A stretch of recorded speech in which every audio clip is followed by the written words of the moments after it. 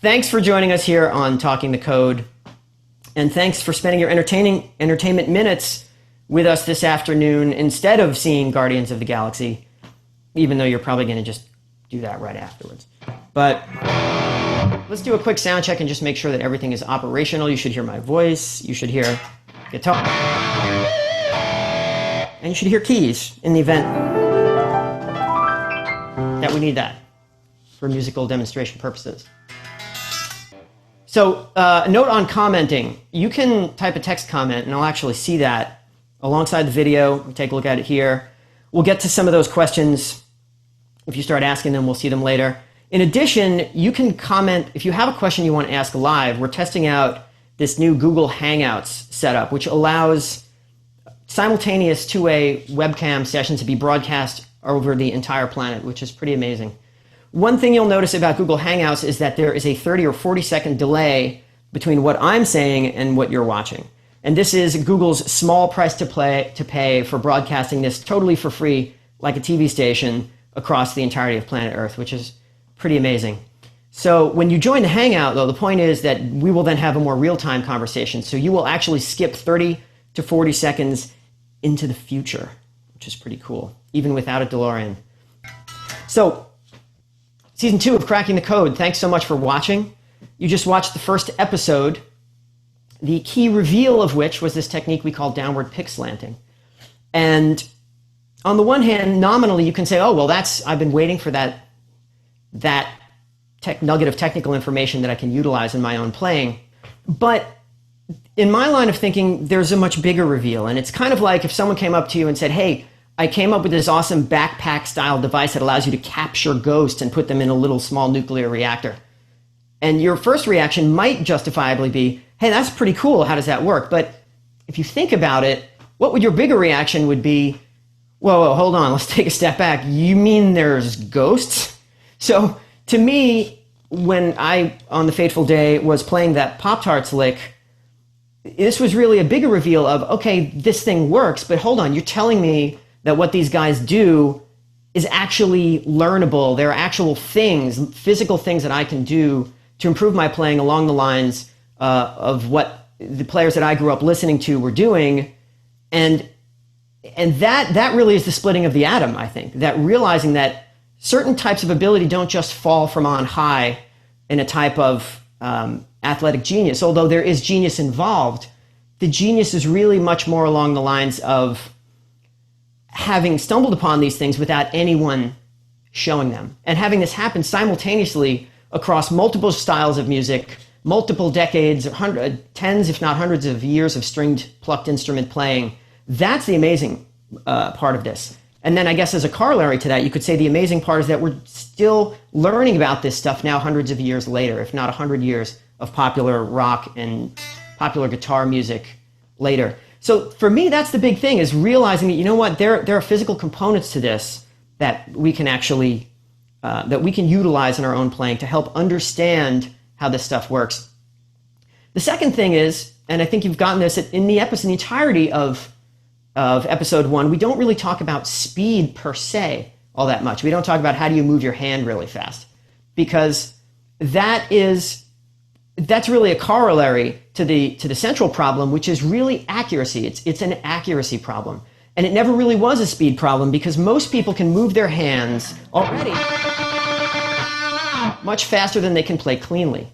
So, and that threshold happens at a much lower point than what you might imagine from the preponderance of YouTube Flight of the Bumblebee Daredevil stunt guitar type videos. Even something pedestrian like 130 or 40 beats a minute, 150 beats a minute, 16th notes can be problematic if you're trying to play something with great articulation and sophistication, something that's complicated, something that's not pattern-based and that uses an arbitrary number of notes per string, be that 1, 2, 3, 4, or more. So it, I think, became clear very quickly after having stumbled upon the Pop-Tarts lick that what untangled the knot, so to speak, was really the liberation from this tangle of strings. In particular, the challenge of getting into and out of the strings at great speed, which is what Pickslanting solves.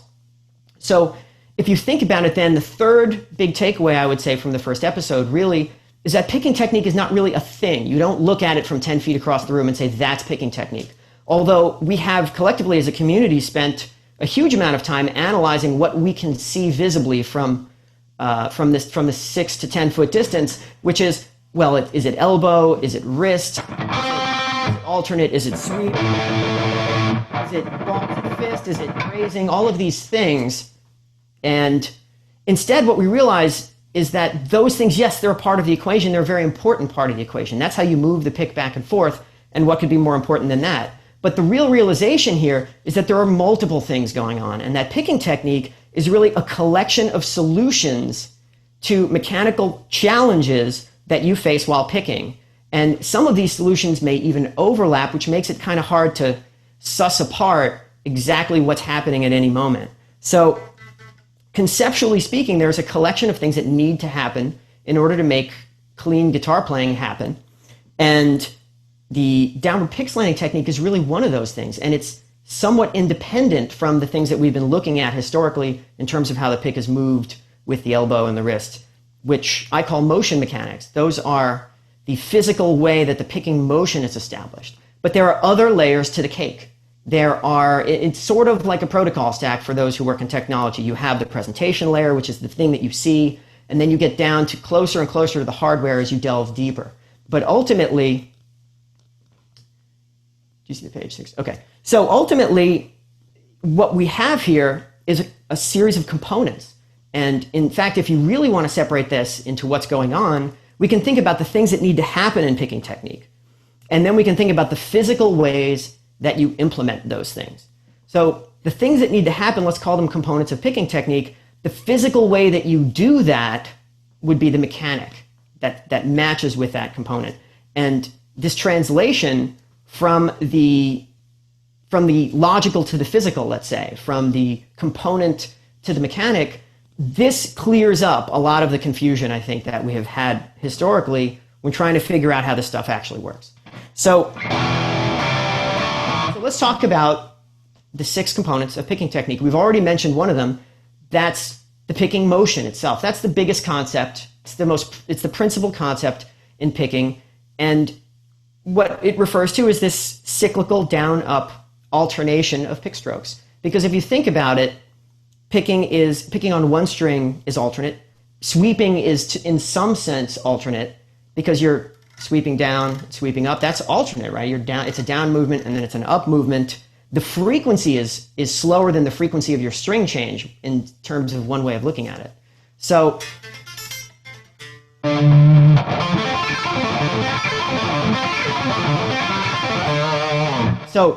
those are down-up movements. So the principal movement of picking is an alternating movement. The question is, how do you do it? And that's where we get to the motion mechanic. The motion mechanic is this is the thing we spent so much time talking about, right? It's elbow, it's wrist, it's fingers closed and moving, it's grazing, it's the Batio thing, whatever we call it.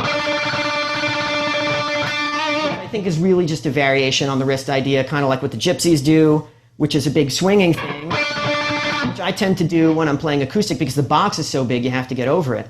And this is what ends up happening. And I think that may be ultimately the derivation of that particular technique. It may have sort of been a happy accident that the downward pick slanting angle works so well with this curved wrist because when you got these big guitars, you have to get over the top of the hill somehow. So the motion mechanic is the thing we talk about, and there are so many variations of this. There are as many variations of this as there are fantastic players. And in fact, within a single picking technique, you'll notice different motion mechanics. The classic example of this, of course, is probably Eddie Van Halen. We've probably spent more eyeballs have probably been spent more time looking at Eddie Van Halen than any other single guitar player in the modern era, just because of the time period during which he grew to prominence. So if you think about Eddie's riff playing, he sometimes does 3 fingers and holds the pick, and this is more of an anchored wrist kind of deal. But then when he does the eruption tremolo section, you get this incredibly beautiful rotating wrist thing. I can't even do it. I almost don't even want to do it because it's kind of like sawing the woman in half. It's nice to not know how some tricks are done just because it's really cool. Not that I advocate sawing women in half.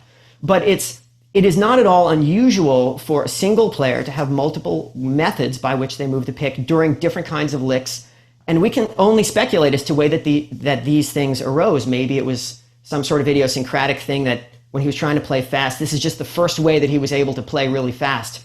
In fact, I think if I did the Eddie Van Halen interview, that'd be one of the things that I would try to kind of get at by asking questions about the early things that he did and how these things developed, because I think that's maybe some of the most interesting stuff that we have to talk about. And also because a lot of these guys don't really think about this stuff in the conscious way that you and I are now beginning to, in terms of the analytical way that you and I are now beginning to. So you kind of get at the answer by asking them what they did when they were younger. Oh, what did you play? And Batio has some very interesting answers to this question, for example, when asking him about how he developed his alternate picking technique. Answers that turn out, I think, to be quite revelatory as to why his technique looks the way that it does today. Anyway, motion mechanic, obviously very important, very visible, but I think the main takeaway from that is that all of these techniques work. They work in some instances perhaps better than others, and I think that's a subject perhaps for further discussion as a community once we begin to separate out these parts and we can start talking about what types of movements might be more suitable in which kinds of scenarios. But the short answer is that for every motion mechanic that you can think of, you can probably find an amazing guitar player that uses it and uses it at a totally elite world-class level. So that's moving the pick back and forth. If that were all you could do, then you would never be able to play on more than one string. So the next thing that we need to do, the next component of picking technique, is we need to move from string to string, and that's string tracking. So conceptually, we need a way that the pick can travel across the plane of the strings like this. And in the simplest scenario, if you asked a kid to design picking technique, well, they would probably say, well, you move the pick back and forth like this, and then you just move that entire apparatus back and forth across the strings, almost like putting it on a dump truck and just driving it across the yard. So in this case, probably the most straightforward conceptual type of string tracking mechanic to go on the other side of the equation would be this sawing movement with the arm and the upper arm and the lower arm involving the shoulder. And this is what you see guys like Batio do, because his picking technique is essentially locked in these two places, so he can't really move the wrist per se. He has to slide the entire thing across the string. So string tracking then is something that needs to happen if you want to get from one string to another, but the ways in which it is accomplished depend, or they intersect with your motion mechanic. For example, if you utilize a wrist motion mechanic, well, most players who do that tend to keep their wrist in a certain area. We call this tendency, we call this anchoring. So if you anchor in a particular area, well, then we're not going to be able to utilize this string tracking mechanic. So instead, we're going to have to do this. And so what's happening here, this windshield wiper-like arc that I'm tracing across the strings, that is a function, and it is tied to the wrist-based motion mechanic. If you think about it, it's the same movement, right? So this is what I was talking about the mechanics sometimes overlapping. You have conceptually things that you need to do, challenges that you need to solve. And then on this side of the equation, you have the physical way that you do that. Sometimes it's the same movement. So it's still important to note that this is a separate activity than picking on one string. And the reason this is important is because it has all sorts of implications for the way that the pick contacts the string as it traces this arc across the string. You can see, for example, that down here, we're playing closer to the bridge pickup, closer to the bridge itself. So that's going to change tone. And of course, as we trace this arc, the pick's angle of attack against the strings, which is edge picking, that's the next component of picking technique, that angle is changing. And so players that tend to utilize an anchor then also tend to utilize finger movement to alter and maintain some sense of consistency as the pick traces through this arc. So this is the interplay of these various, you're starting to see the interplay of these various components. So string tracking, again, it needs to happen, otherwise you would never be able to leave a single string. And this movement is common, this movement is common, and then you can have sort of a blend of the two where you might be a wrist picker and utilize an anchor that itself moves across the strings. So that brings us to the next component of picking technique, anchoring. Anchoring mechanic. Anchoring allows you to have a spatial and tactile reference point to the instrument. You need to know where on the instrument that you're located at some level. It doesn't even have to be an explicit level, but you have to know where the pick is going to contact the strings so that you can then begin to calculate, however you do this, what string you're on and what strings you need to get to. And you'll see there's again, an incredible amount of variety that exists in the way that this is done. You have the hard anchors like a Paul Gilbert who kind of plants right here and doesn't move. And this forms a very solid tactile reference point as to where he's going to play, with what angle will beget which string. But then you have the gypsies who may swing like this and not anchor, or maybe they kind of gently graze some fingers or even brace a finger down here. Batio's anchoring is actually up here, and with the 3 fingers between the pickups, the famous 3 fingers. When I play the Les Paul, I very often tend to anchor up here simply because the hard edge of the body just makes that easy to do. In fact, sometimes you can't even really slide on this thing because it doesn't have the body contour that a Strat has. So the anchoring mechanic, the motion mechanic, and the string tracking mechanic all work together to solve those 3 problems, and the one has implications for the other. The final leg of this journey, if we're moving down the arm here, the final one is the edge picking mechanic, and we've talked about this now in the show in a couple of different instances. We talked about it in the season finale, episode 8, where we gave you a bit of historical footage from my mullet-wearing 9th grade high school years. And this is actually, interestingly enough, the only footage that I have of my technique when I was younger because, hey, no cell phones, right? We had to give my dad's credit card to the video store on the corner to get that camera. And we came home with something, that was the size of a golf bag. And we were like running around with this on our shoulder. I wasn't plugged in. I was just miming something I'd already recorded. But I'm grateful to have the footage because we just didn't have that kind of stuff back then. And it's really, really interesting to see what I was doing, and that downward Pickslanting in particular was probably a part of the equation even then.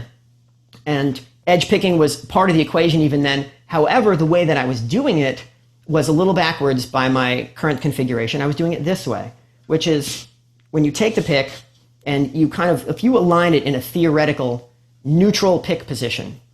In fact, let's coin a term. Let's call this like neutral pick position, right? Would be perfectly perpendicular to the guitar's body, and I think we cover this in the animation also. Perpendicular to the guitar's body, facing the headstock, one edge facing the headstock, one edge facing the bridge, and with no edge picking angle and no pick slanting angle either. So completely neutral. Well, we would call this edge of the pick, the edge that points towards the headstock, we could call that the leading edge, and the edge that points toward the bridge, we can call that the trailing edge. And so most guys will use leading edge picking by taking the thumb, rotating it downward like this, or taking the entire hand even and rotating it downward so that the edge of the pick contacts the string on an angle. And the amount of that angle that is used varies quite a bit. It varies in your own playing depending upon the sort of articulation that you're looking for. But then you have other players that may use the trailing edge, this one. And this is counterintuitive at first. You would wonder why anyone would even do this. But this was something that I did. And you almost invert the thumb so that it becomes a little bit of a ski slope like this. And then the trailing edge of the pick rides along the string and achieves essentially the same function. It's weird to do it now, but sometimes when I'm really tired or not paying attention, I look down and there it is. It makes me feel like the pick's going to fly out of my fingers. I never felt that way when I was younger. Somehow this was just intuitively the way that I stumbled upon this. And again, no one taught me to do this. And I think for most of us, especially if we've been playing for a while, probably no one taught us to do this either. It's just one of these in the incredibly intuitive elements of this particular instrument that we are somehow all expected to figure out on our own. This is one of those things that we by and large do figure out on our own. And the most important thing to understand about edge picking, really, is that we all do it. And we all do it to some degree. It is very hard to pick with no edge picking at all. When the pick lays completely flat against the string, there's a lot of resistance. The pick doesn't want to glide over the top so easily. So one rationale for edge picking is that by utilizing the edge of the pick and the sort of sloping shoulder that the pick has, the pick will slide over the strings a little bit more easily, right?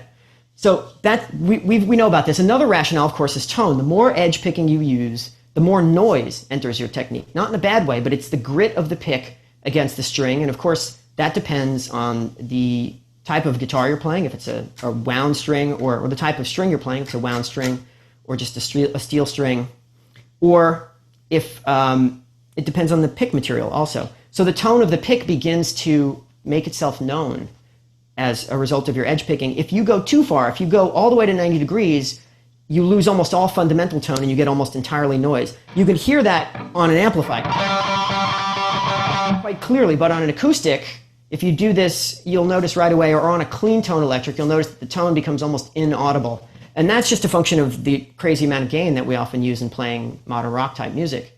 So this modulation, the angle that we're modulating here, is a really fascinating tonal and mechanical resistance sort of component that we're doing completely intuitively, and that everybody has sort of a sweet spot that they prefer. Now, there's a third rationale for edge picking. We haven't talked about this in the show yet because it relates to the topic that we have just broached in the first episode, and that's pickslanting. And it turns out that edge picking is the last and arguably most critical component of connecting your pickslanting mechanic to the strings in the most mechanically efficient manner. What I mean by this is that the idea behind pickslanting, and we're not getting into this concept until a few episodes down the line, but the concept is that in a two-way pickslanting world, and right now we're in the one-way Yngwie pickslanting world, the pickslanting angle doesn't really change. You're locking it in place and leaving it. But in a two-way pickslanting world, you need to modulate that angle, and you need to do so in a way that has as little resistance as possible so that the feel of your technique across the strings does not change. And also, you want the tonal inputs that you are providing to the pick also not to change. You want to be in control of your dynamics, of your tone, and in general, your expression, and you want to be able to treat any line that you're playing almost like a blank canvas. And so as you move the pick from downward pickslanting to upward pickslanting and back again, this movement is actually necessary to play odd-numbered note groupings across the strings. This is the secret to the whole Paul Gilbert, Michelangelo Batio, Vinnie Moore, 3-note per string scale playing, and it's the reason, the sophistication of doing this is the reason why so few players really do this. Indeed, this technique isn't really even present in Yngwie's mechanical vocabulary at all. And yet he and many, many other guitar players like George Benson, Django Reinhardt, Eric Johnson, Steve Vai are perhaps rightfully regarded as some of the greatest players in history. So as a brief tangent, I think we can see where we're going with this conceptually already is that the mechanical and the aesthetic are two completely different concerns. And we need to, as we get deeper into these topics, resist the urge to make value judgments based on whose technique is capable of doing what. Because we'll discover that incredible music can be made in all of these techniques. And actually, I think any of these players, even the guys who are two-way pickslanters and do really sophisticated alternate picking patterns across the strings, any of these players would have trouble playing the very highly idiosyncratic vocabularies of any of these other players. I think a Batio would feel really out of sorts playing Yngwie's vocabulary just because of the way that it is implemented with downward pickslanting and sweeping and all these really unusual and fascinating components that derive from Yngwie's asymmetrical pick formula, both ascending and descending in different ways. So what we're going to do, hopefully, is develop a color palette as a result of all this that allows us to express ourselves in as many of these modes as we feel comfortable doing or want to do. So that's one of the points of cracking the code, is to develop a greater awareness of how this stuff works. But by no means is this martial arts. No one's saying that you have to get to the top and be a black belt. You can jump off the train at any point where you feel comfortable that you have enough mechanical vocabulary to write the kind of songs that you want to write. So at the end of the day, really the most important component of what we're doing is to try and get beyond the mechanics, to put the plumbing back in the walls so that the somewhat overly fetishistic approach that guitar players have to technique can start to recede into the background the way it has on other instruments, the way it does on piano, where a lot of the speed stuff is really taken for granted and much more of the discussion is about harmony, where piano guys, jazz guys sit around all day long trying to just figure out cool ways to get from one chord to another. We're trying to figure out how to get from one string to another. So we're a little bit of the way behind. But if we can get past that, we can move on to some other really interesting and I think more fundamentally musical topics later on down the line. So we get two more components of picking technique. I think we've done 4. We've talked about edge picking. I talked about the connection between edge picking and two-way pickslanting. So our next component of picking technique is string switching. In other words, we talked about how to move the entire apparatus across the strings, but we didn't figure out what has become, now we know from the first episode of season 2, what is the most fundamental problem in picking, which is getting into and out of the strings. So when I say string switching, really I guess what I'm talking about, and maybe it's a bit of a misnomer, but what I'm talking about is how you get in between two strings and then remove the pick from those two strings. And this turns out to be a derivation of the geometry of the instrument itself. It's because the strings are arrayed completely flat against one another. So there's no way to avoid the fact that in order to play a note on a string, you have to insert the pick between two strings. Let's say if you want to do a downstroke, you have to stick it in between two strings so that you can execute a downstroke on the string of your choice. And then after you play that downstroke, you have to remove it from the plane of the strings. And obviously this movement is very expensive mechanically. So the more often we do this, the more we run into a phenomenon that I like to call string hopping. And this is a concept that we introduced in season 1. It's in episode 3 where Yngwie has a gun which we modeled on a super soaker, and it says the string hopper SH1383, which is a little inside baseball Yngwie song title reference, if you know the joke. So the idea, of course, is not that Yngwie is really causing us to have this problem, but that in trying to replicate the fluidity of his technique, we are running into a very common problem that derives precisely from the way the guitar is organized. And just as a point of comparison, if you look at other instruments like violin or a cello, the bridges are so curved that you actually don't have that problem. In fact, the arch of the fingerboard, the radius of the fingerboard, is precisely designed so that you can bow a note on a string without hitting any of the others. So this is why you don't hear violinists complaining about this stuff the way the guitar players do. And it's always really fascinating to me because I don't play, I have actually picked up an electric cello off of Amazon just kind of on a lark, and we used it in the Arpeggio Mystery Song. Like the first day I got it, that I managed to croak out a very creaky sounding cello line. But I'm really kind of interested in knowing more about the strategies that bowed string players utilize when moving across the strings, because they don't have the same concerns that we do, but they might have others. Maybe there are certain passages that are universally considered difficult and that the fingering tries to avoid. I don't really know, but that's the way we do it on guitar. Everything is so idiosyncratic. So string switching then is really the process of getting into and out of the plane of the strings. The string switch, so the solution to this sort of conceptual problem is Pickslanting. It's really the only solution aside from string hopping. More or less, to paint in broad strokes here, these string switch solutions can really be put in one of two categories. It's either going to be string hopping or it's going to be Pickslanting.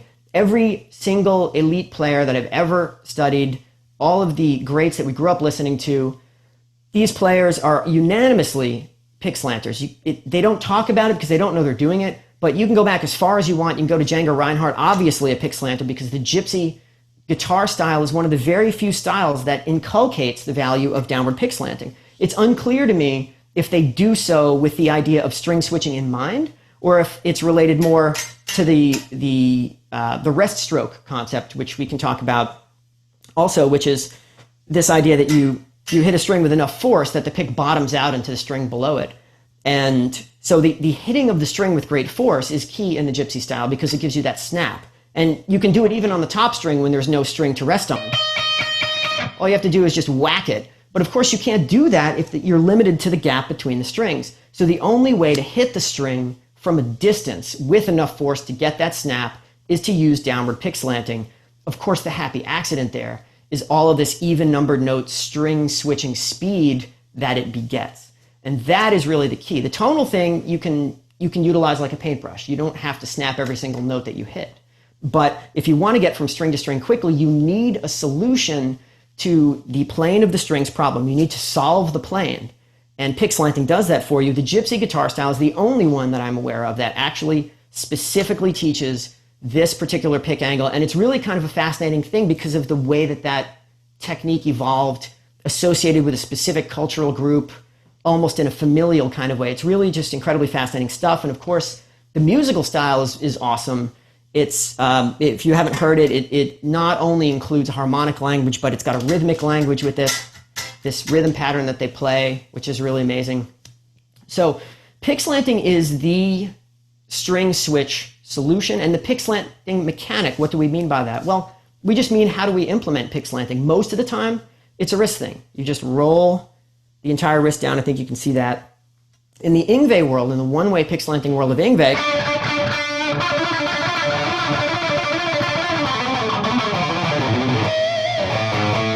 that angle never changes. You just kind of lock it in, and when you run into problems, you develop alternate solutions to those problems, which we'll see as we get further into Yngwie's technique. But we've already seen the use of legato to force upstrokes. In other words, the downward pick slant orientation wants you to switch strings after upstrokes so that you can exit the plane of the strings, you can get to the next string.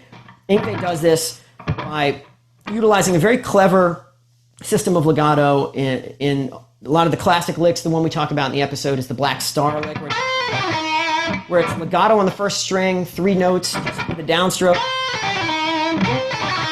and then the next string is 4 notes, then it's 3 notes with two pick notes and a pull off, and again, and then again.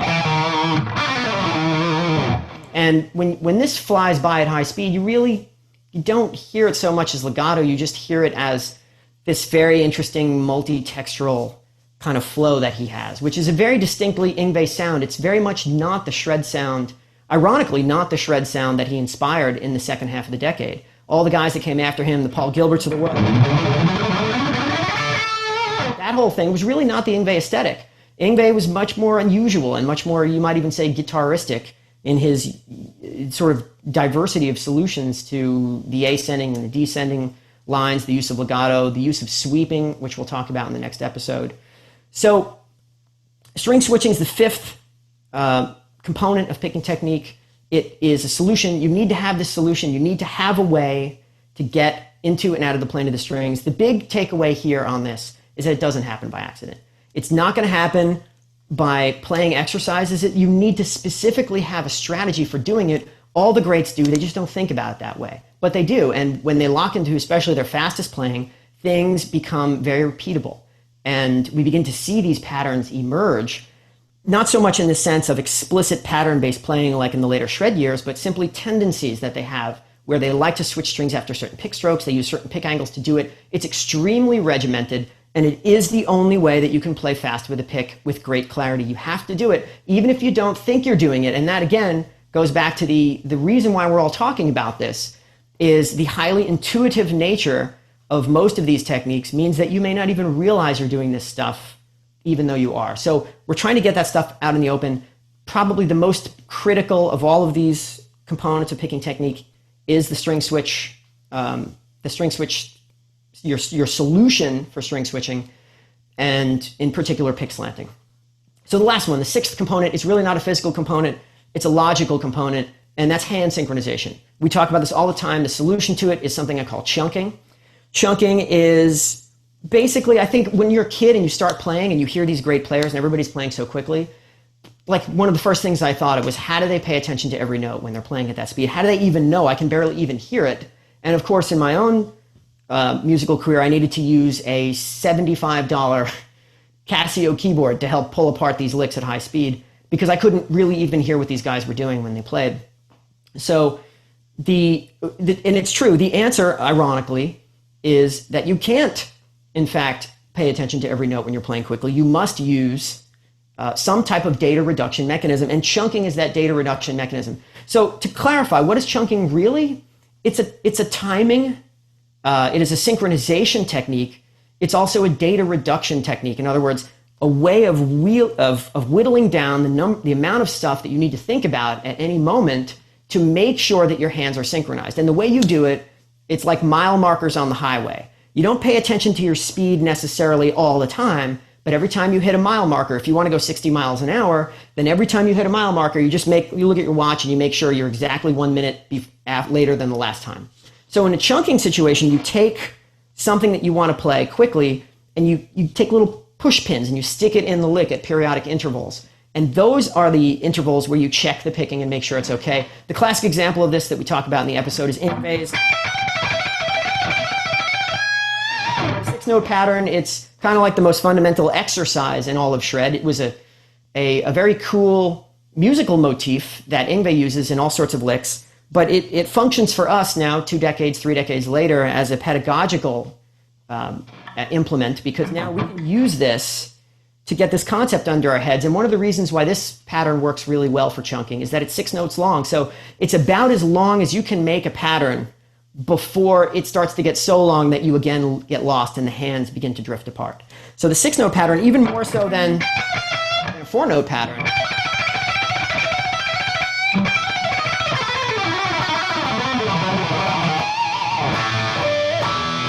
so it's almost impossible to do that wrong when you get it right.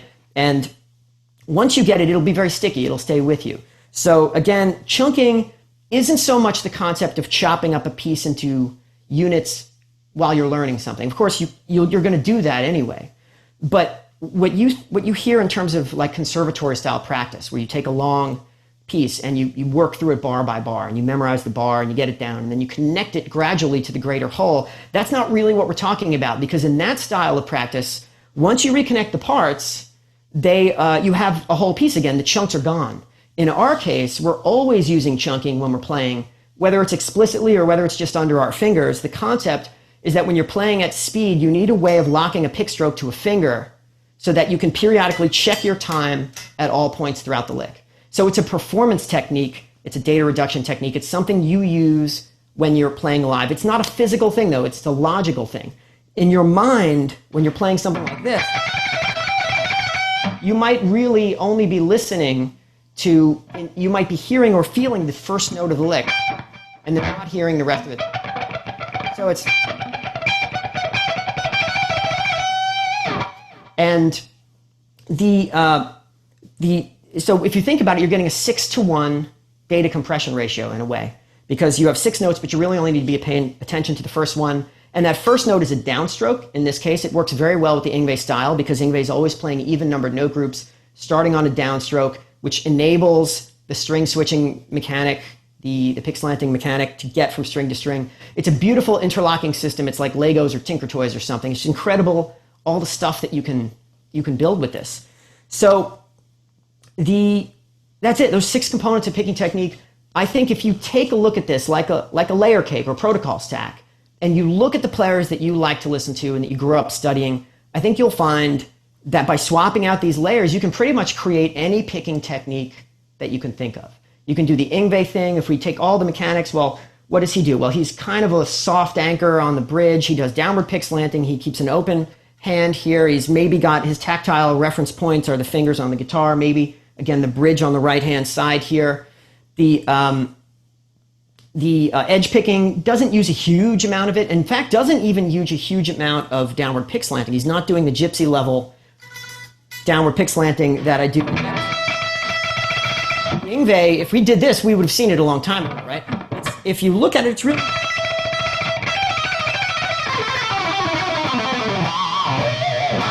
not an incredible amount of Pickslanting to where you would know it. And truth be told, to be fair, I didn't see it. I did it, and then I saw it. And that happens to be the story of many of the discoveries of this nature that I will make or you will make. You're probably more likely to do it first and then pick it apart afterwards. But by giving yourself these suggestions, and I did because I was looking for this. So by giving yourself the suggestion and giving yourself a hint as to where to look, you're more likely to stumble upon it. Then you'll get it. Your body will figure it out on its own, and then you'll look at it and be able to pull it apart. And that's when what we might call conscious awareness sets in after the fact. So even for you, even for me, the genius involved that all of us possess in a certain amount, in certain degree, it's always a kinesthetic genius. It's always a type of, I hesitate to say subconscious or unconscious, but it's a mechanical or a kinesthetic type of genius. It's not a processing kind of thing. You're not sitting there calculating this stuff in your brain as you're doing it. You're just doing it, and then you're like, whoa, I did that. How did that actually happen? So anyway, the Yngwie picking technique, you can almost diagram it out. If you made a chart with the 6 columns going this way and you listed players going this way, you could put little check boxes in each one of those boxes, or you could actually notate how all these things work. And of course, certain players will have multiple of these, will fit in multiple boxes. In the Venn diagram animation that we did in the season 2 intro, I had Rusty Cooley in 2 boxes. Truth be told, I could have put a lot of other guys in 2 boxes too, and we could probably argue over who goes in what box when we learn more about this stuff.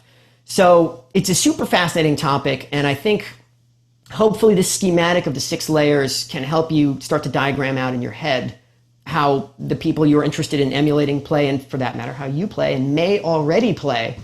Because again, this is the way the instrument works. You probably do a great deal of it already. So I see we got all sorts of text messages and comments piling up here. Let's just go to the phones and take some questions. Let's see how this works. This may be another comedy of errors here, but let's give it a shot. So I'm going to go over here. We've got, let's go for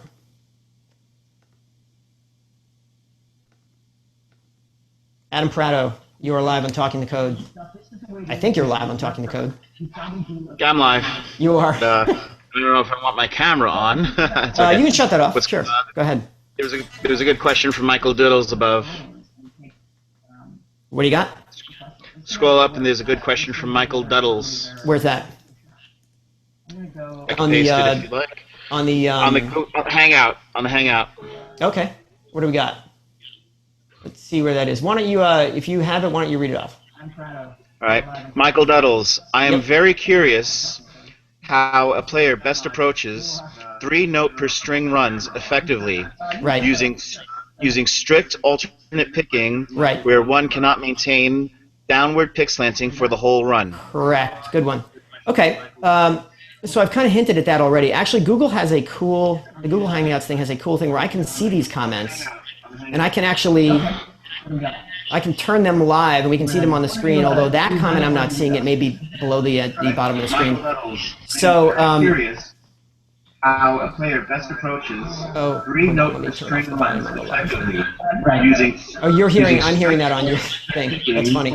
Okay, so I don't know if Michael has a webcam or if he's on here. I can't really tell who's who, but we'll take that one, sure. And then we'll go to the phones and grab another one. But so I've already hinted that already. The 3-note per string stuff, that's an odd numbered note grouping, and so it requires 2-way pickslanting. You're absolutely correct. You can't maintain downward pickslanting through the entirety of the run. You need to alter the pick angle, and you'll see this once you become more confident in actually looking at this stuff. You'll see it in the code archive. I put that stuff up there on the web months ago. You can look at the Michelangelo Batio code archive. He is the model of this. Him, Paul Gilbert, and a few other guys, a handful of other players.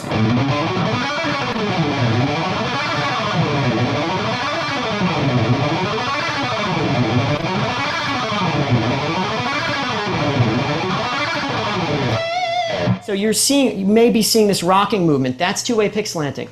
And you'll notice it to more or lesser degrees depending upon the tendency of the player to use. In this case, it's a wrist mechanic, right? So if we talk about 2-way pickslanting as a concept, well, what's the mechanic? The mechanic is wrist in this case.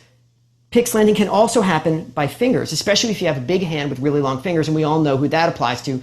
Paul Gilbert tends to anchor here on the bridge, and his 2-way pickslanting is harder to spot because A, he uses really tiny movements, but also a lot of it is finger mechanics. So you don't really see the rotating wrist that you do in the way that I did it and the way that Batio does it.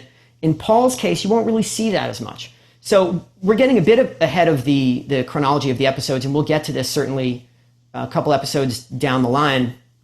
But the short answer to your question is that even numbered note groupings they put you in a 1-way pickslanting world. Odd numbered note groupings put you in a 2-way pickslanting world. There's no value judgment to be made there. It's simply a matter of the structure of the fretboard structure that you are attempting to implement with picking and how that's actually done. So, Adam, I'm going to grab somebody else. Thanks for the technical help. And are you going to be on the call for the remainder of it, or do you have to go? I will be. And do you mind if I paste a question from the YouTube side, since somebody cannot join the Hangout? Okay, yeah, go ahead. Sure, shoot. Which one is it? The question is, how do you, from one smoked turkey okay. one? You know what? I got that. Let's check this out. Ready? Watch. Behold the power of Google. Boom. How cool is this? Awesome. How do you mute the strings and avoid string noise while using downward pickslanting? Good question. Okay. We're back. How cool is that, right? So when I do it, if you look at the Pop-Tarts lick, which we've actually included in the Down Around the World pack, if you're a Season 2 purchaser, and you can actually see the high-speed version of it on my website, in our YouTube channel.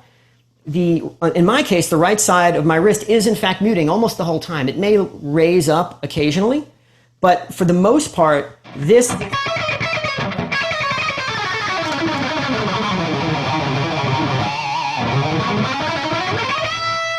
You'll notice now that rocking movement of two-way Pickslanting, it's not present anymore. Take a look at it from this side.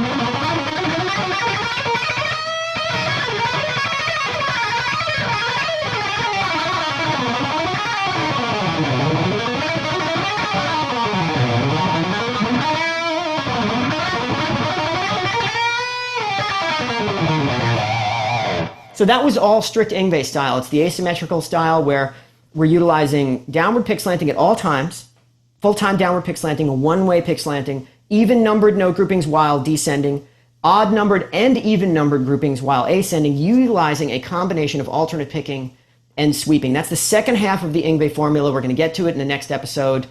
And in this case, I was trying to give you a little bit more muting all the time. You needn't do it, of course.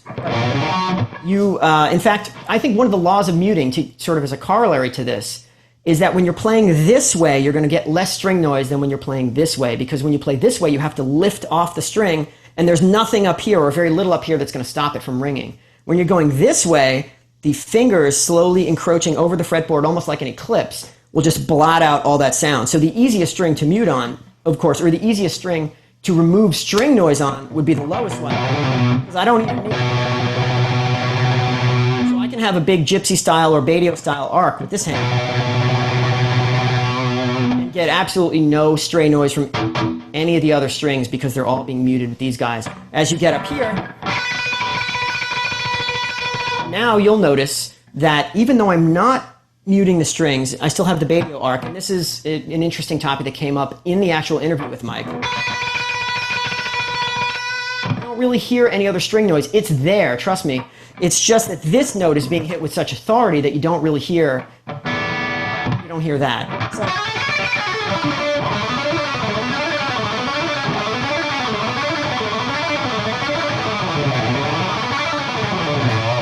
I don't have a string dampener on, and the truth is, if you look at the last Batio clip, the one in the free pack, and also the last clip, I think it's the last clip in the archive, I call it Muting Mystery. He actually talks about this, and he flips up the string dampener just to prove a point, and and it's perfect. Obviously, the guy doesn't know how to play sloppy, and he does this amazing, totally freeform improv, 3 notes per string, perfect picking, and he's not, as far as I can tell, muting at all. But you can see right away that it's not actually a requirement that you completely deaden all the strings.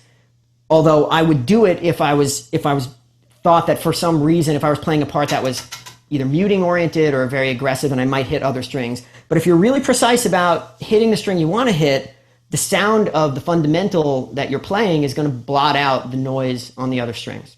I think that's it, right? Adam, thanks so much. And I'm going to grab somebody else. Who do we got? All right, you are live on Talking the Code. Oh, no, you're not. I'm going to have to unmute your mic first.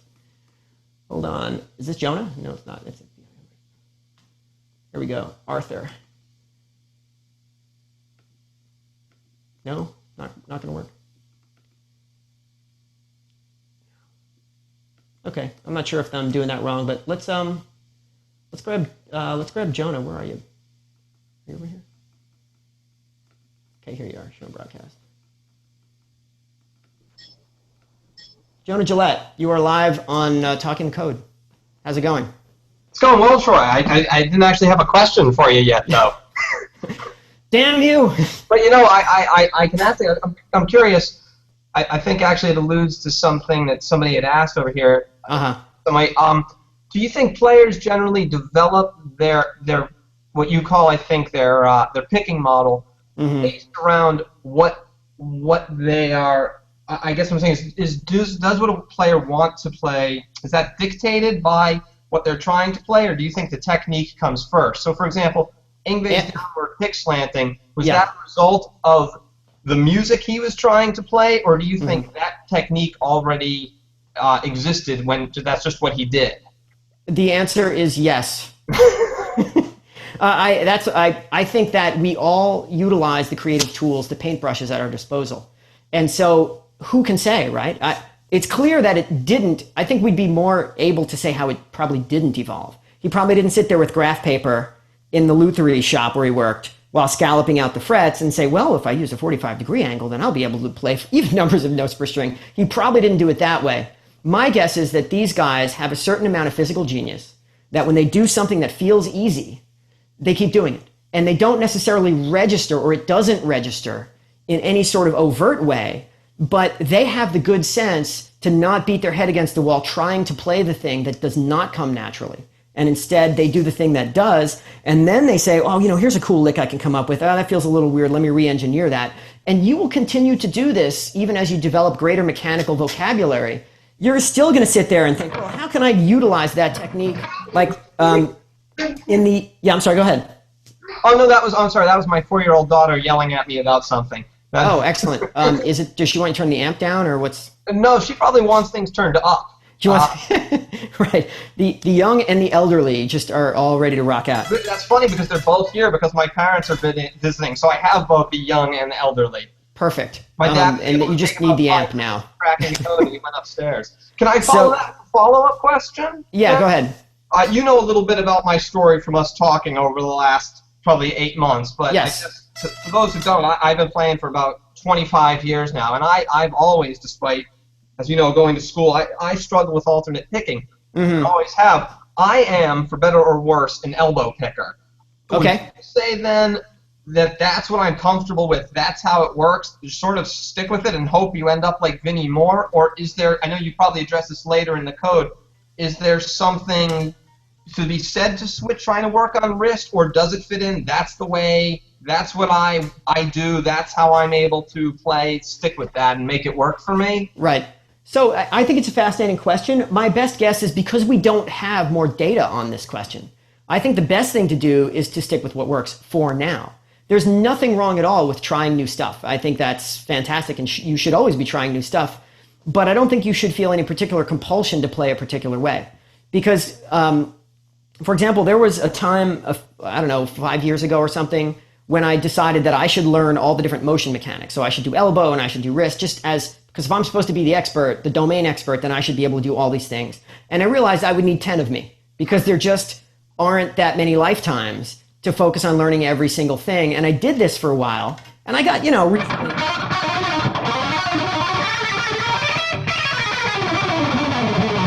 I'm not even doing it.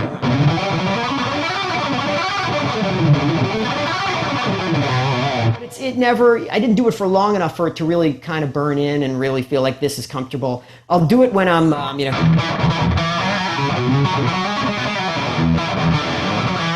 doing chicken picking stuff, because that's really the only way.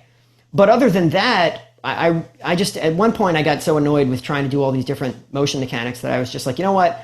I want to write music. I want to write songs. I want to write licks, and I don't want to spend the rest of my life in mechanical practice. So I'm just not going to do it. I'm going to go with whatever I find more natural. And for me, it was always the Yngwie-style with the wrist thing and the fingers lightly grazing. And as you can see here, I do need a pick guard from doing that. But that's what I did, and I don't, to the best of my knowledge, there's no real reason why we should eat our vegetables and do it a particular way. But one of the things that I think we will all learn collectively is when you have thousands of people out there practicing this stuff, I think we will come to realizations that we don't yet have. And that we may say, you know what, a certain type of motion mechanic is really best for playing a certain kind of lick, and you should do it that way. But I think we will discover that organically as we get into this. All right, great. Thanks, Troy. Cool. Awesome. Thanks for calling, Jonah. Great, and great to talk to you finally. Same. You got it. All right. Who is up next? Let's grab Justin. Justin Armstrong. Oops, hold on. Justin, you're live on Talking to Code. Hello. Hey, how's it going? Good. I have a question about, so way back in the day you did that Shawn Lane lesson. Yes. The down, up, legato. Yeah, the UDL pattern. Yes, up, down, legato. Man. You got it. And you mentioned in a comment on YouTube that Shawn Lane has a very similar technique to Yngwie. Can you play the HE bone lick? Can you play the So What Solo just using the Yngwie-style downward Pickslanting, or is there more complicated mechanics to that? The mechanical, okay, so this is a great question. This is a great example of two players that I look at because of the way that I tend to analyze picking technique, and I look at these two guys and I say, oh, they're exactly the same. But in reality, what I really mean is that their string switching strategies are the same. Because if we look at their motion mechanic, we notice differences, right? Like Shawn did the fist thing, and he was always kind of locked up here on the bridge. And he was also a trailing edge picker, which is just pretty weird. It's fairly uncommon. He did it. George Benson does it. I did it when I was like 14. But it's rare to see guys with that level. It's fairly rare at the elite level to see this happening. I would resist making a value judgment about that because we don't really know enough yet, I think, collectively. But so obviously, of the 6 components, they're not all the same. But the reason I say that they're the same is because the one that has historically been the bottleneck, that's the same. Their approach to string switching is the same. So Shawn Lane is indeed a one-way pickslanter. He's a downward pickslanter. He uses legato and alternate picking to go this way. He uses sweeping and alternate picking to go this way. There's a lick that he plays on the 2 instructional videos, power licks and power solos. I forget exactly what scale he used, but let's just say it's this, right? No, sorry. So you think it's 6s or 4s, it's not, it's this. Sorry.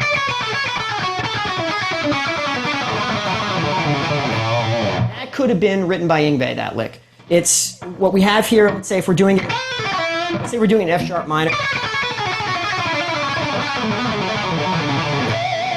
So what we have is start on an upstroke, and he actually mentions this in the video. It's in the script for season 2. He says, I can only play this starting on an upstroke. I can't even do it starting on a downstroke. I don't even know why. It all falls apart. Well, we now know why. It's because of downward pickslanting. It's up, down, up on the first string. That means you finish on an upstroke, and you can come down right on the B string using downward pickslanting. Then we have this little figure. It's a sweep. It's down, down, up. And of course, up then allows us to continue on the B string. And then we play the 3-note fingering on that string. So what do we have? We have 3 notes. Then we have 1, 2, 3 again. Then we have 3. So it's kind of, if you think about it, it's 1, 2, 3, 4, 1, 2, 3, 4, 5, if you want to think about it that way. In my mind, I don't really know how I chunk this out, actually.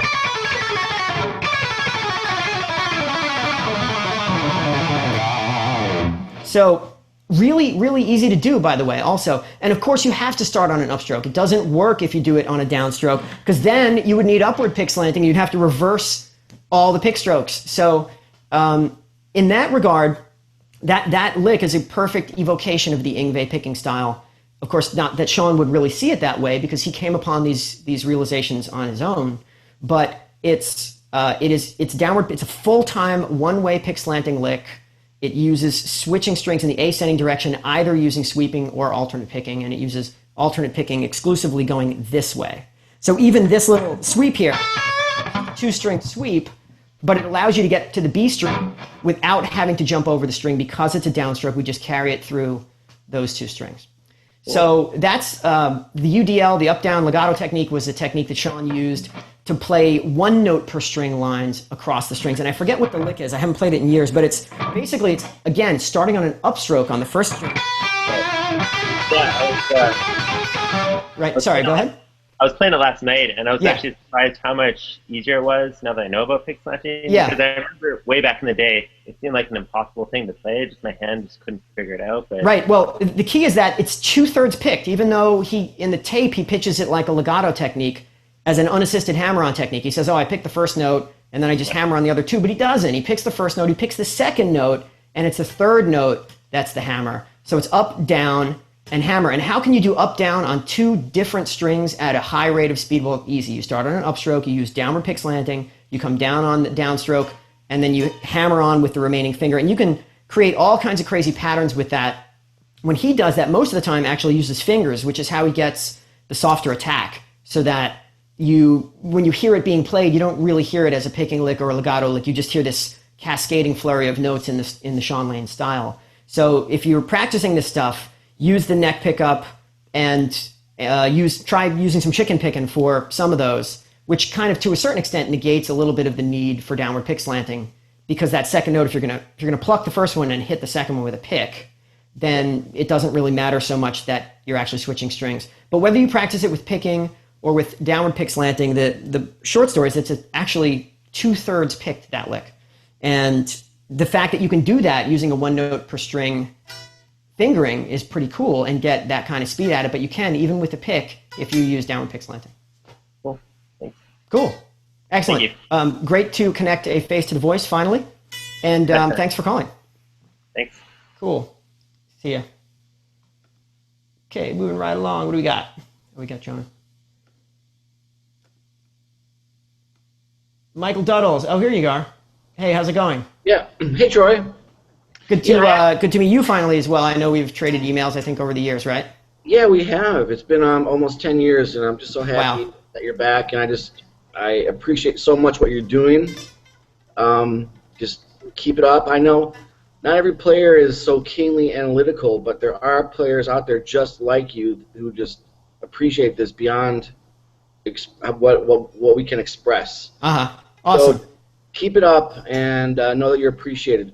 Awesome. We're just happy to make the show, and the sort of a little bit left of center way in which we do it with the animations and the soundtrack and stuff is we're doing that because we're trying to deliver the message in the most entertaining way possible, so that also when you're learning, if you can grasp onto a particular concept by saying, oh yeah, it was the scene with the trains, or it was the scene with the Pop-Tarts or something, then it just makes it easier to reference some of the reference points. Oh, no, I agree. And those demos, they're just functionally very effective. Like when you show the big pick and how it's landing, for instance. Yeah. I had mixed up initially. I had mixed up downward pick slanting with how you had your pick angle towards the neck or towards the bridge. Edge picking.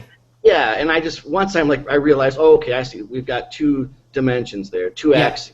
Interestingly, technically there would be a third axis, right, that we don't ever talk about. There's edge picking, which is this one. If you think of the guitar body as a computer screen, when we're doing animations, the z-axis would be like the doorknob. So that this rotation, if you're just thinking about like a clock face rotation, that's edge picking is the z-axis rotation. Now, pick slanting would be this way. That would be like if you had like a door hinge running this way and the door was opening like this, like flaps. Mm-hmm. And that would be x-axis rotation. Yes. Then what about the remaining one would be, what about y-axis rotation? That would be this way. That would be if you were leaning towards the bridge or leaning towards the headstock, which would be a whole third angle. And I haven't really decided what I think about that yet. Mm-hmm. It may very well be yet another third component. How could it not be? It's 3D space, right? You have to be. Right. You have to exist in 3 dimensions. I just don't know what to make of that particular angle yet. I'm sure there are some implications of it that we will perhaps discover together. And you can title that the Code Trilogy. Oh, good Lord. Yeah, there's enough trilogy in my life as it is right now. So, but I think, we're trying to, in fact, actually, it's sort of a related concept. We originally had pitched season 2 as 16 episodes. That still exists in a certain sense. We just took all that stuff and squished it down into 8. So you're not going to have to throw me another $20. You're getting all that material in the 8 episodes that we have coming up. Some of them are just going to be really long. So they might be more in the 20 to 30 minute range than the 10 to 20 minute range. But we really just wanted to get this stuff out. So rather than making even more cracking the codes as is, I just wanted to get as much of this stuff out there because I've been doing this forever and I think it's time. I think the internet now makes this possible in a way that was never possible before. And I think as a community, we're now analytical in the right way to have a really cool conversation about this kind of material and to make further advances that I haven't done and that others haven't even thought about yet. And I bet you slowly but surely you're going to have a lot of players catching on to what you're doing, and you're going to be used as a huge reference in the guitar community. I can assure you. It'll just take people a while to all catch on to what you're doing, mm-hmm. but they will eventually. Awesome. Yeah. Well, I appreciate it. That would be great if that happens. I think more importantly, so much of what we do as players, it already involves this stuff. If I can help provide any extra clarity to that, I think a lot of us we already play this way. So it's not going to take a great mechanical leap to get us to the point where we actually talk about this stuff and actually implement it in our own practice and in the teaching that we do with junior players, which is, again, guitar players are famous for that. Whether you're explicitly a guitar teacher, there's always some element of teaching to what we do. There's always the kid next door who shows you how to play Ain't Talking About Love,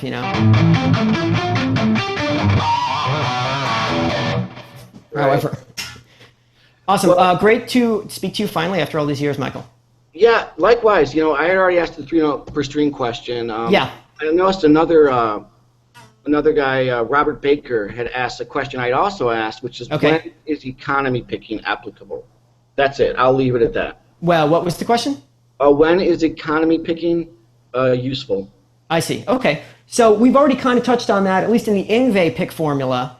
Yngwie uses sweeping. And actually, before I answer that, I say sweeping, not that I dislike the term economy. Actually, I like it quite a bit. I think it's very descriptive of what actually happens when you're sweeping. You're taking essentially 3 alternate pick strokes and squeezing them down into 2. So that instead of going down, up, down, let's say, from a lower string to a higher string, you're tossing out the middle one, that's the upstroke, and you're just taking those 2 and fusing them into 1. It's like a type of mechanical elision, like a contraction in a word. Instead of saying cannot, actually, let's be more positive. Instead of saying, cannot, let's do cannot. Instead of saying cannot, you say can't, right? You just get rid of that syllable and squeeze it all together. So in picking, this is a type of mechanical elision where we get rid of the middle pick stroke. And whether you call it economy or whether you call it sweeping, it's fundamentally the same thing. I knew it as sweeping just because that was the term that we used when I first kind of started doing this stuff. So in the Yngwie-style, sweeping is utilized in the ascending direction whenever you want to play an odd-numbered note grouping. So the classic example, of course, is just a scale, right?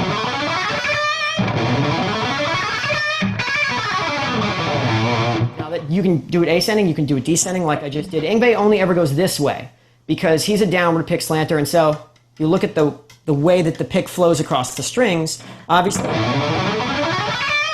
But of course there's a corollary to this, which means because he's using downward pick slanting, then the upstrokes have this magical property of allowing you to get to the next string. So you can do things that you would never otherwise do. Like you can play mixed 3- and 2-note per string group.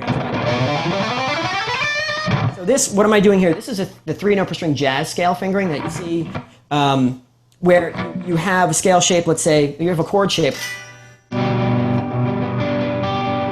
want to overlay a scale fingering right on there.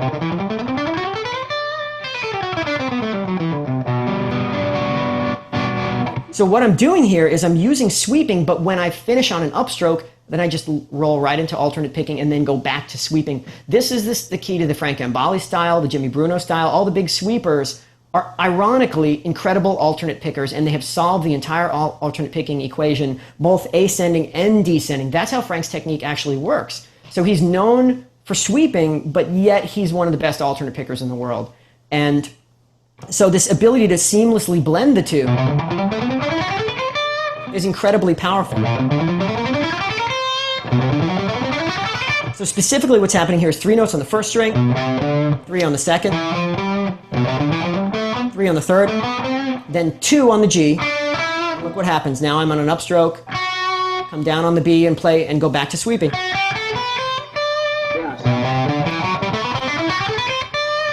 That's how that works. Yeah, were you saying something? I'm sorry. No problem. Yeah, my tendency has been just to use that rocking motion on 3-note per string runs that you talked about. This? Yes. Yeah. I see some players would just instinctively address those kind of lines with sweeping, or they would use the motion you're talking about. Yeah, so in one way, pick slanting, you don't have the rocking movement because you're always locked to down. And so in the ascending direction, it turns out that the Yngwie picking style is completely solved. You have a solution for whether you end on an upstroke or a downstroke, you have a solution for that occasion. So there need not be any change in pick angle because if you're down, obviously you're stuck between the strings, but then you just use sweeping. If you're up, then you just use alternate picking to get to the next string. It's a totally beautiful system, and it's the source of some of his most terrifying ascending runs, those really aggressive kind of thing.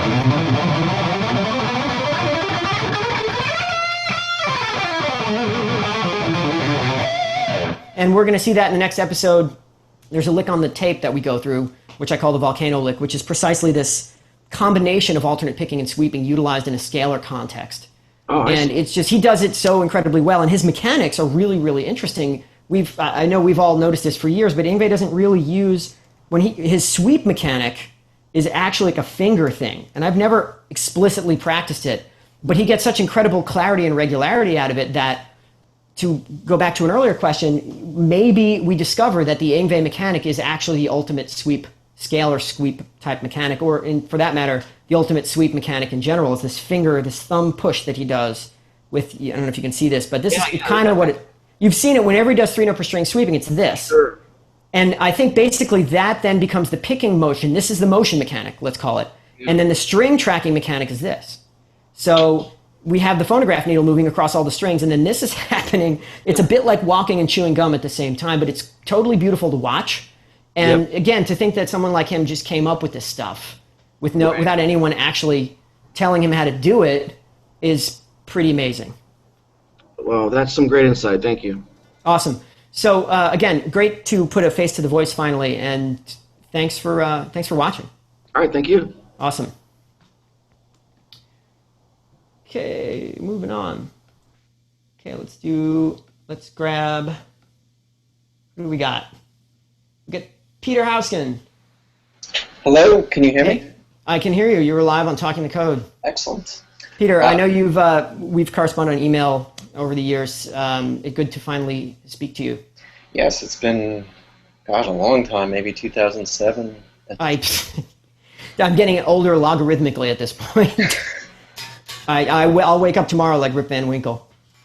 So I guess my question, now that you sort of explicated one of these picking models, as you call it, is that you've mentioned in the past that certain ideas or certain licks work with certain models, but not necessarily with other models. Right. And that a player can't necessarily play every single idea exactly that one can play on the guitar. So I guess the logical next question for me would be, is it in a player's best interest to specifically focus on one certain type of model and have a sort of uniformity of technique? Or is the next step to say, well, we have one type of model, and then we have another type of model, and now that we have the awareness of these two models, can we actually utilize both of them and get the best of both worlds? Yes. So I think the answer to the question is yes, to that final thing that you mentioned there. I think that if you look at players like, for example, Eddie Van Halen, we talked a little bit about how he has these different techniques sort of all rolled into one, and that his tremolo technique, which is this thing, which is really incredible to look at. I can't even do it, but obviously that suits that lick for him. For whatever reason we don't exactly know. I would do that probably using the Batio. That's the way it's easiest for me to do that, but I suspect also that a great many of these high-speed motion mechanics are all kind of rotationally oriented. Even in this case, though I tend to be bracing here, I still think it's probably a variation on a theme in some regard. So I think the short story is that it is very natural to us and intuitive for us to pick and choose from a smorgasbord of mechanical options when we're playing stuff. And if that smorgasbord then extends to different types of picking strategies, that is only going to be just very similar to the stuff we already do. So from my experience learning this stuff, I absolutely do have different models, different modes that I click into when I am playing different kinds of things. So if I'm doing a lot of heavy rock blues,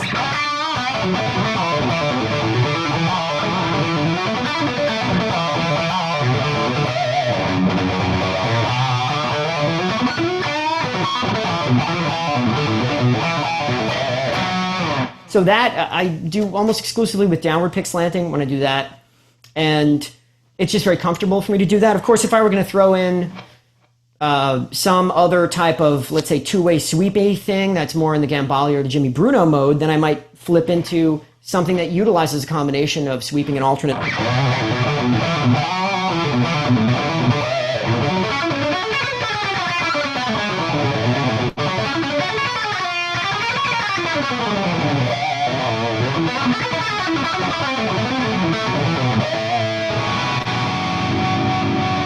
So in that kind of scenario where I'm doing ascending lines that mix sweeping and alternate picking, then I'm also doing descending lines that mix sweeping and alternate picking. I tend to do a lot of arpeggiated ideas that way just because I can. And rather than try and solve that with alternate picking, which also can be done and which I've done on occasion, then you tend to become a mechanical improviser as much as a harmonic improviser at some point down the line. So it's totally natural to do that. I think that we will do that, and I wouldn't necessarily make it an explicit chore to become fluent in certain techniques or not. I think you should just kind of do them, and if they work for you and you get a great musical idea that you can utilize from it, then go for it. But I think the converse is easier to legislate, which means that if you do something it doesn't feel right, don't beat yourself over the head about learning it, because look at Yngwie, right? Or Django, or Eric Johnson, or George Benson. These guys are only downward pixlanters. They're one-way pixlanters. They use legato and sweeping to force upstrokes or to switch strings after odd-numbered note groupings in the ascending direction. And they are some of the most highly regarded players ever to pick up an instrument.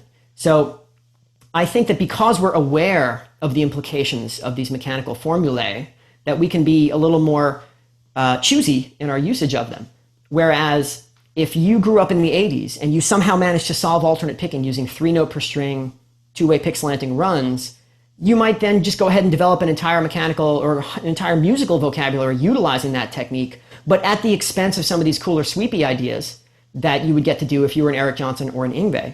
So these two things influence one another. Of course, we'll be more conscious about the way that influence is happening. But back in the day, you just did whatever came natural. And if you were the scale guy, then you did the scale stuff. And that's totally fine, because that's where some of these incredible players and these incredible sounds came from. But we're going to be able to pick and choose from this stuff in a bit more of an active fashion. And I don't think there should be any value judgment about that at all. You should just do whatever comes naturally. No, that makes perfect sense. And I especially like the term that you used, mechanical improvisation. Yeah. Because certainly a lot of guitar players, I mean, they are improvisers. Right. And they're not performing either composed pieces or pre-composed solos, and there's as much harmonic and melodic and rhythmic improvisational aspect to all of this, and it seems only natural that there should be a sort of mechanical improvisational aspect to this as well. So yeah, absolutely. And the corollary to that is that you, despite the complexity of some of these rules, you will actually learn to improvise within them. It's just that you're learning the language all over again. So when you were a kid, when you were a baby, a toddler, you had an extremely limited number of phonemes, which you could then form into an extremely limited number of words, which you could then form into an extremely limited number of sentences. And let's not forget that your conceptual understanding of the world was pretty limited. So you knew bright, you knew dark, you knew hungry, you knew tired, but that's about it. So in similar fashion, you're going to have to start over rebuilding some of this stuff in these newer techniques.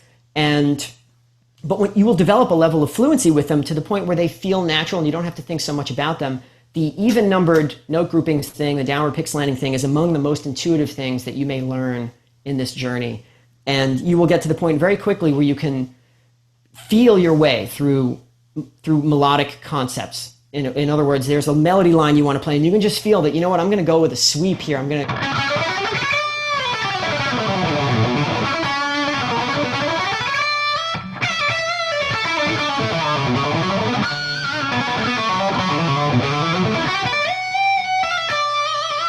So I'm not really thinking so much, but there's that right there is that sort of free-form melodic stuff is a total mishmash of alternate picking and sweeping, sliding.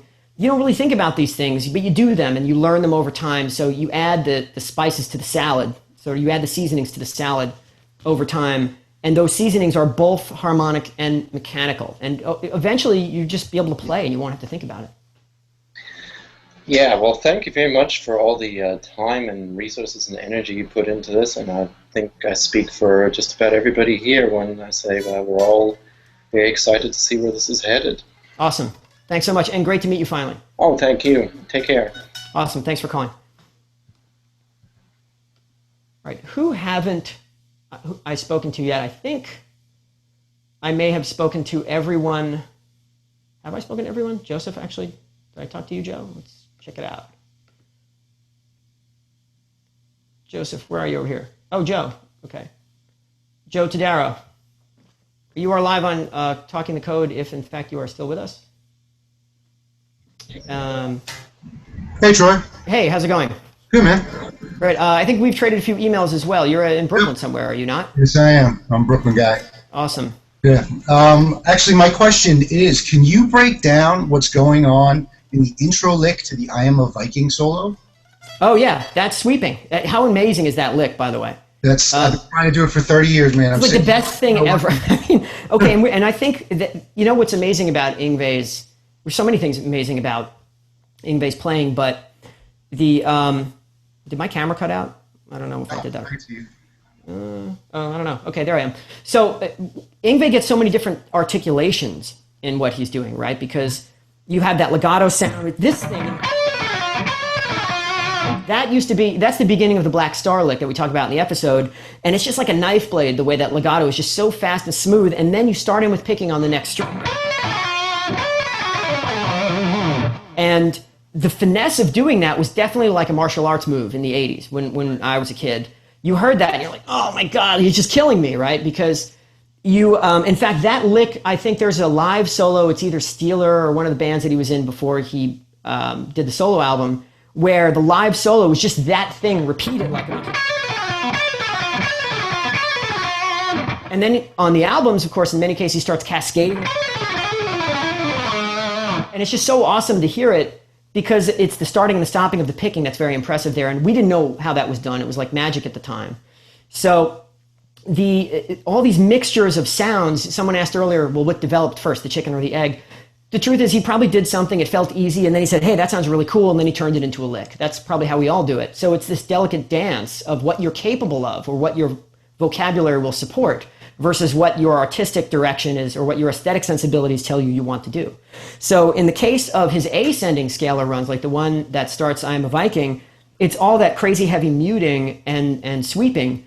And the motion mechanic for that, again, is this finger thing, which I've never really consciously tried to do that. It's enough to get these things any way you can get them, and I will say that in a very general sense. If you can get it, then get it. It doesn't matter if you're doing it the same way that Yngwie is. It's good enough to just play this stuff with any degree of fluency. Sorry, go ahead. I've done a strict alternate picking for the last, 25 years. Yeah. And I've gotten really close to it. The descending section where it goes to the 4-note per string thing. Right, yeah. So I think, I don't remember the exact fretting, but basically it starts around here on the 12th fret, and it's sweeping all the way up. And then descending is just his classic mixture of even numbered notes per string plus pull-offs. Right. So, and I don't remember what key it's in. Maybe it's A or something, or no. E, right? I Am a Viking? Yeah. It's E. So, yeah, go ahead. In fact, what's the fretting? It starts on the F sharp. Yeah. Goes up. And comes down. Here, oh, okay. I gotcha. Right. Does he go rubato at the end there, like with the slower? Something like right, that. Okay. So the key to solving the ascending part of sweeping, whatever that is, if in fact at any point there's an odd number of notes per string in the ascending direction, then you have to use alternate picking for that. But downward Pickslanting supports that. So if we just take a generic case, like let's do E minor at the 12th fret, right? Now I'm doing that 3 notes per string, so again, I'm just sweeping the whole. But if in fact I throw in 2 notes per string at any point, let's say on the G string I only do this. Then I move to the B string. Now, in that case, it can be done, but you're going to use alternate picking to go from the G string to the B string.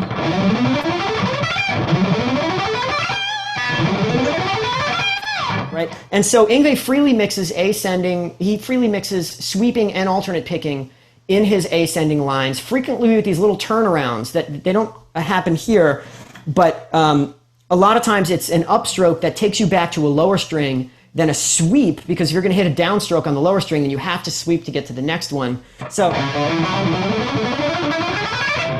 it's what is it? I'll see the light. That lick, and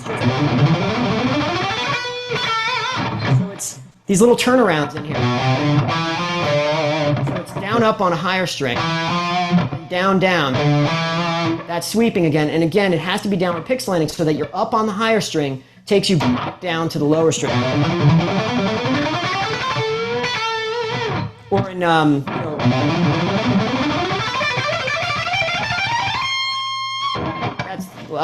Overture 1383 at the end when he just does the ascending. So he takes it right into the ascending 4-note.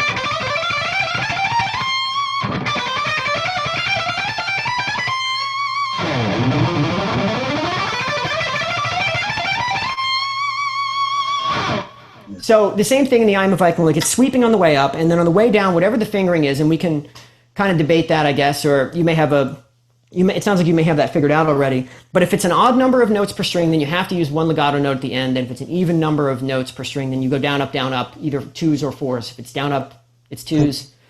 If it's 4s, it's down, up. And then you can make your way all the way down. I don't know exactly the sequence of the position shifts, but there's probably some sliding in there. It sounds like you've got that figured out already. Well, when you broke down the trilogy lick, yeah, and you starting on an upstroke and then the 2 notes with the pull off, right? Running around my living room screaming because I've been trying. That's awesome. Right forever. Thank you very much. It's funny. I mean, to me, it takes nothing away from the artistic value of these statements that there are these legato notes in there. It's just part of the flavor of it, you know. And right. The fact that they serve a mechanical purpose, again, I don't read into that in any sort of negative way.